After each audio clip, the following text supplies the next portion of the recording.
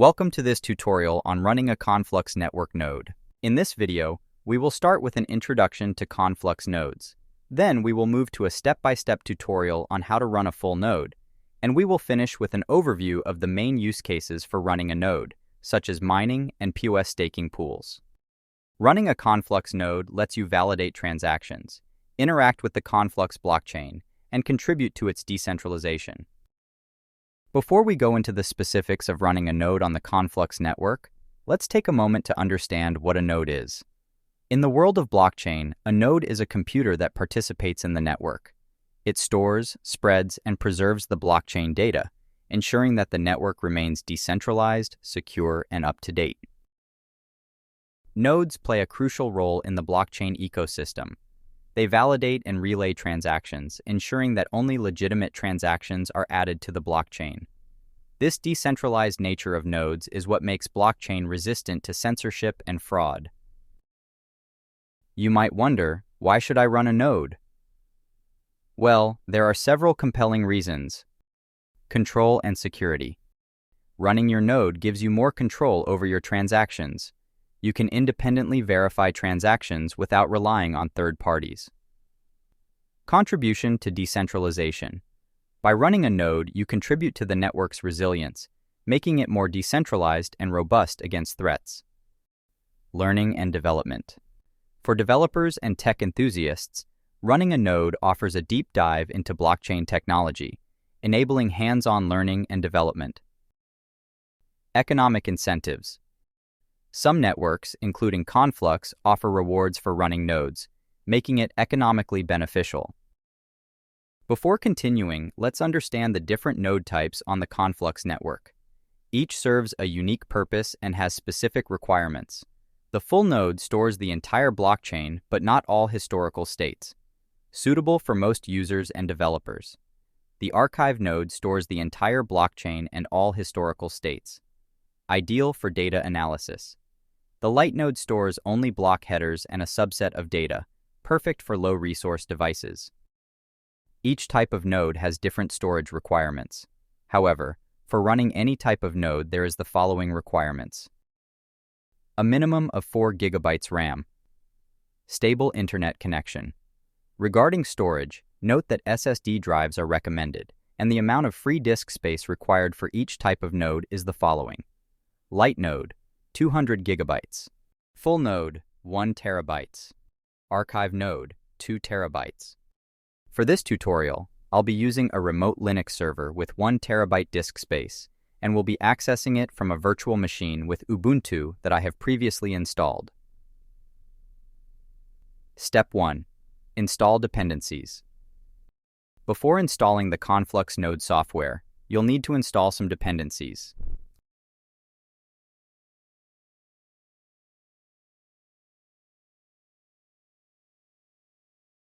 Step 2.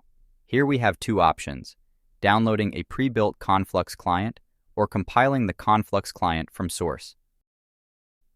Option 1. Downloading the Conflux client. The release page on the Conflux Rust GitHub repository provides pre-built binaries that you can download and run directly. First, you need to download the Conflux client. After that, you need to unzip it so you can run it. For more detailed instructions, please visit the page in the description. Option 2. Compiling the Conflux client.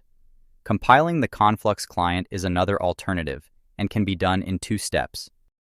First, clone the Conflux repository, and then build the Conflux client.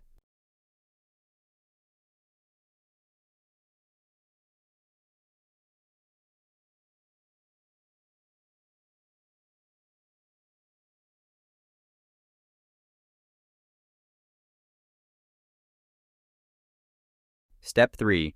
The Conflux Snapshot tool, aka Archive tool, is designed to help users quickly set up a Conflux node from a snapshot. This tool provides the download links, and by default, it downloads the DB snapshot data of the current day. The snapshot tool can help save weeks of time required to download and sync all the blockchain data at the moment of running a node. Using this tool is optional, but highly recommended.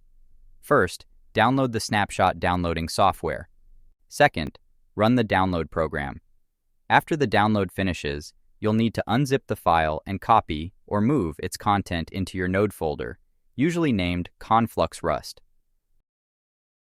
Step 4. Configure your node. Edit the hydrotoml file to adjust settings. You may want to configure your Conflux node by editing the configuration file. You can find a sample configuration file in the Conflux repository, usually named hydrotoml or similar, depending on the network version.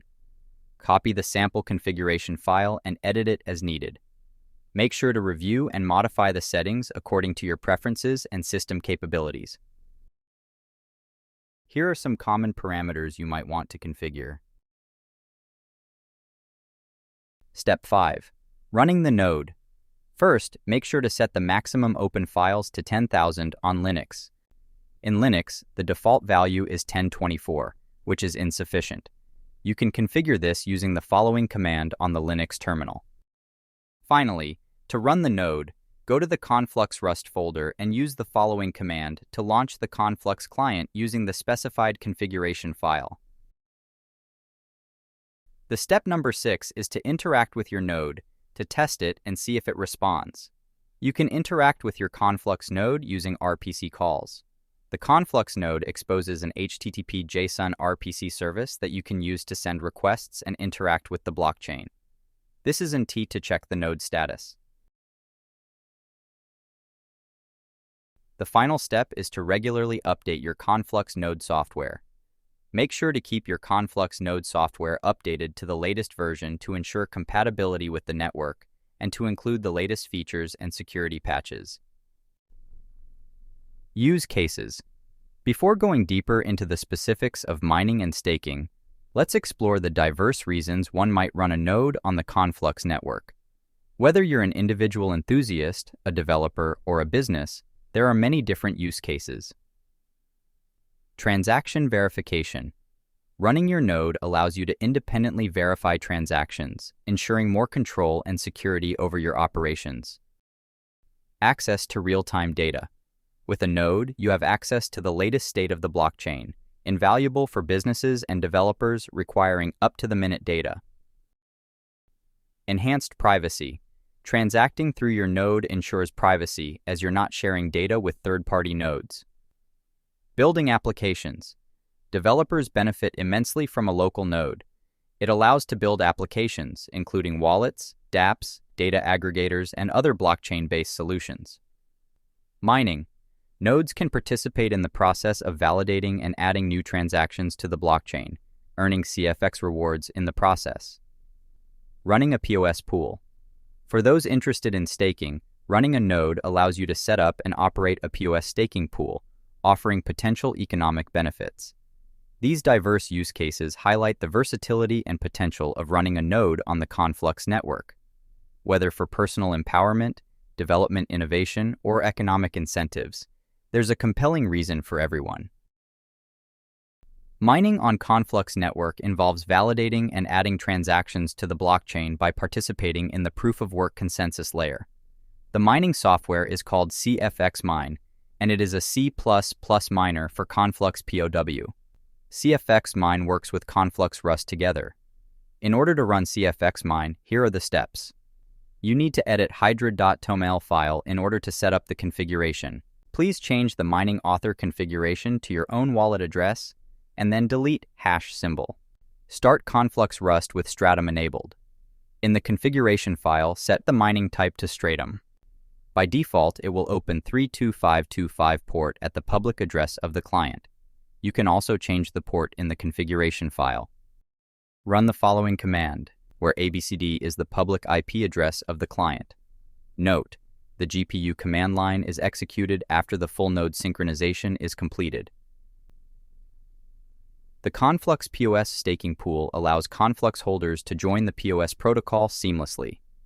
As a POS pool operator, you'll need infrastructure, the latest Conflux release, and knowledge of POS pool contracts. The one-click POS pool application simplifies the process. Please note this configuration guide is to do the technical setup of the POS pool staking environment. Conflux POS pool configuration has two major components: interface application and full node.